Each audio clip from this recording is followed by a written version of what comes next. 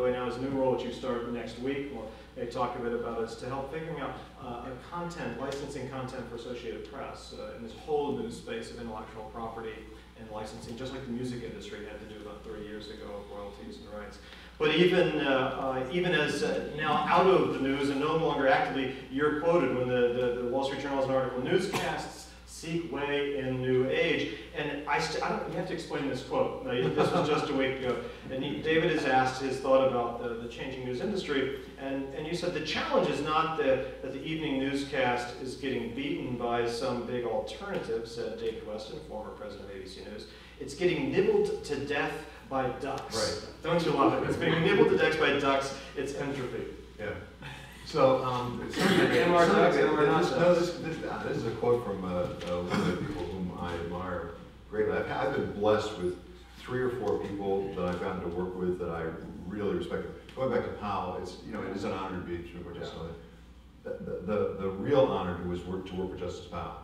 It would have been just as good if he'd been a municipal court judge. He was a truly remarkable person. Yeah, he was a truly remarkable. He was disciplined, thoughtful, but really tried to understand the world and tried to draw upon all of his life experience. He was the closest thing to wisdom that I was directly exposed to. He was a wonderful, very special man. Treated everyone well and the same. Had very personal relationship. In the Supreme Court, at least back in those days, there were elevator operators, believe it or not. There were people who he would know every one of them by name and know their family situation and what they were doing. And he was a wonderful man. I mean, a really perfectly extraordinary man. And he also had a worldview that made a very big impression on me. He had certain views. But anyway, going back to Middle of when I went to Cap Cities ABC as general counsel, I worked for Tom Murphy and Dan Burke. I don't know if you know this. They were influential mentors for you. They were fabulous business people, and Tom I remain very close to. Dan is not as well. But Dan Burke had some great expressions, and one of his was being nibbled to death by ducks. And the basic point is you don't have some big opponent that comes in, you just got a lot of little ones that are nibbling at you around the periphery, and that's what's going on in evening news right now. There's no big single alternative that's come along. People don't understand this, but first of all, evening news is not as important relative to morning news as it used to be for news organizations. But looking at evening news, if you take ABC News, which is the #2, not the #1 evening newscast, take that alone, it has more than twice as many viewers in any given night as the 5 cable news channels put together at 6:30. You take all 5, that includes headline news, CNBC, as well as the 3 you might think of. You take all of them together, and it's less than half what ABC News has by itself. So it's not as if we hear a lot about cable news. Cable news has come along and they have some huge alternative that's taking over. The problem is, it is entropy. It's just dissolving into an almost unlimited number of news outlets. Yeah. And it doesn't matter that there's no one big one. There are just so many little ones. Yeah. And that's the biggest challenge. That's what I was trying to say. And now we know what nibbled by ducks means. And I may borrow that, but I have to footnote it twice, first through and back to one of the things we try to connect in our conversations is faith and work, which are often so isolated. Because let's face it, you go to a cocktail party or a boardroom, and you tend not to open it with a word of prayer, as we did here this morning. And that's a very private and personal space for most of us.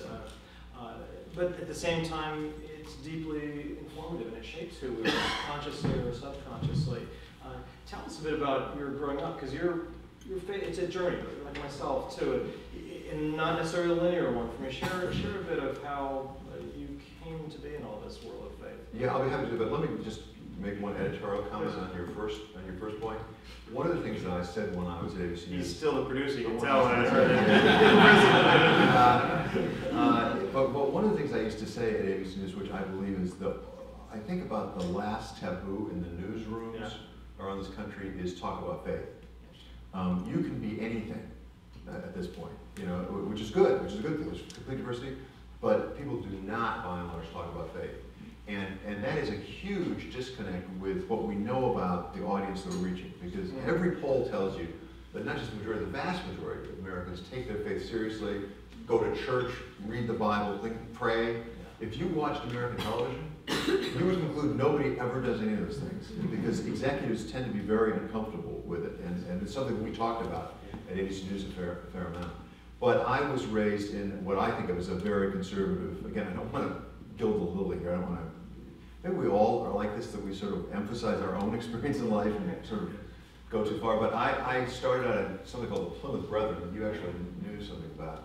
If you don't know, Plymouth Brethren, they don't believe in ministers. Everybody gets together and you testify or you give a prayer or whatever, and it's very sort of a member-led, if you will. Yeah, exactly right. Sort of clergy hierarchy or anything. Yeah, exactly. Lay-led denomination. But theologically very conservative, and then we moved to a conservative Baptist church, North Baptist Church in Flint, when I was in first grade, because they had more youth programs, basically. Right.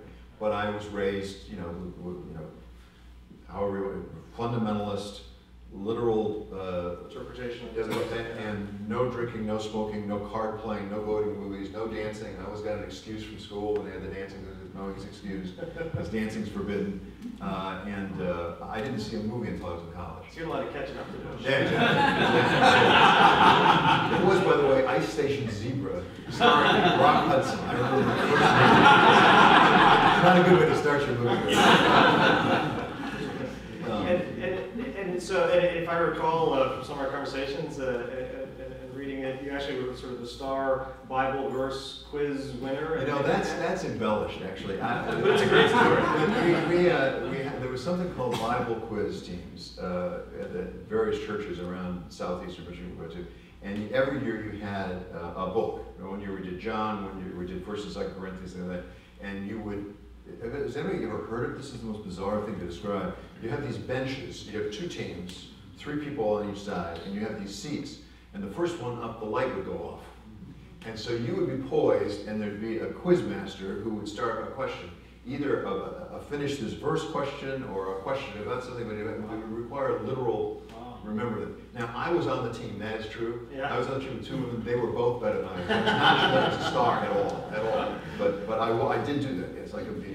We can sort of laugh about that now, but in fact, Steve Reinerman, the retired former chairman and CEO of PepsiCo, and now the dean down at Wake Forest, the business school, he sat in your chair once, and he said as a child, he was frankly kind of forced to memorize a lot of these verses, but later in life, he kind of resisted it a while, but later in life, they actually were sources of comfort that you could turn back to and find some wisdom from these. Have you had that experience, or is it I guess that's just right. a painful memory? No, it's not just a painful memory, but I guess that's right. I think that's right. What is true, and people who work with me at ABC News would say, from time to time, I would come up with some quote from the Bible, and they would sort of look at me puzzled, in puzzled ways. I mean, one of my favorite verses was, "For all have sinned and come short of the glory of God." And you'd be surprised how often that comes up when you say, "Wait, before we start criticizing everybody else, everybody in this room is pretty vulnerable, and sufficient of the day is the evil thereof." When people are trying to anticipate problems, and I say, let's wait till that happens, guys. Let's not get too far ahead of ourselves. So that's the way it would come up with me more. That it would sort of come up in my head and say, "Wait a second, there's a Bible verse that applies." Do you think people at your office knew that your faith was part of who you are? Yeah, I didn't make a secret of it. I didn't trumpet it, right? And I didn't try to make anybody feel uncomfortable. But yeah, in part because I thought it was important that it be acceptable that people could say that in the workplace. Yeah. Again, not to impose on somebody else. Yeah. And I wasn't saying, "Boy, we're going to go to the Bible and decide how to recover this story." Right. Let's all have a moment of prayer and decide who wasn't going to do anything like that. But the fact that there were people in the newsroom who were people of faith, as well as people who weren't, I thought should be something openly discussed. Yeah. Was Peggy Waymar there when you were? She was at the beginning. She left. Peggy Waymar, for those of you who don't know, was Peter Jennings' brainchild. She was a woman who lived actually in Dallas, Texas, as I recall. And Peter, this is something Peter and I agreed on. At the beginning, when I worked with Peter, we didn't agree on a whole lot, and he was deeply skeptical of me and did not trust me. I was a corporate student. Yes, you're a lawyer guy. You are not. You did not come up with ink on your fingers. I was a corporate guy and perceived as sort of being a shill for the corporation. And I was replacing Roone Arledge, who had created everybody's career. Right. And they felt obliged to. So Peter and I started out, we ended up very, very close before he got ill, close friends. But Peter and I, from the beginning, agreed on a version of what I just said, which is we should be covering this as a story. We should be covering matters of faith. Because he was interested in spiritual things in his own way. He was.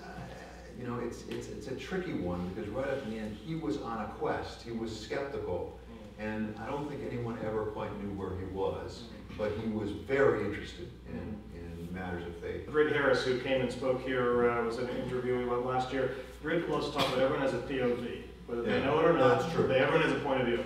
It could be a Jewish point of view, it could be a Christian, it could be evangelical, it could be Catholic, whatever it is. So one, we need to own that and be self-aware, and at the same time find a way to play nicely in the sandbox with everybody else who has. Well, but in journalism, it's more than that. I mean, it's absolutely right that everybody has a bias. I mean, bias in journalism, including an atheist bias against. Of course, yeah. Of course.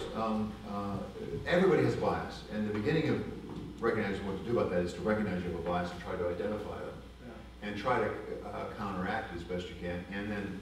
First. Second, surround yourself in the newsroom with people with different biases. So there's some chance of them canceling out so people can challenge you. The thing that I react badly to is some people who these days are saying everybody has a bias, therefore we shouldn't even try to resist it. Just go with it. Just have bias. Be like newspapers in England. And that I resist. I think that there's a role for people who are making good faith efforts. I think the fact that you're biased doesn't mean that you can't be less biased. You know, you'll never get rid of it altogether, but you can do better or worse.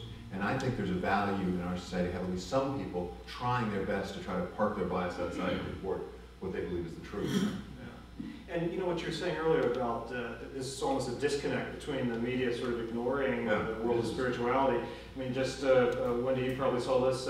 Workforce management, it's sort of an HR journal. The cover story, the feature story this month is on higher power professionals. And it's all about religion and the workplace space in the workplace. And what does that look like? How do we think about it? What are the rules of the road? How do we embrace this area? Which is a lot of what we're trying to think about as well.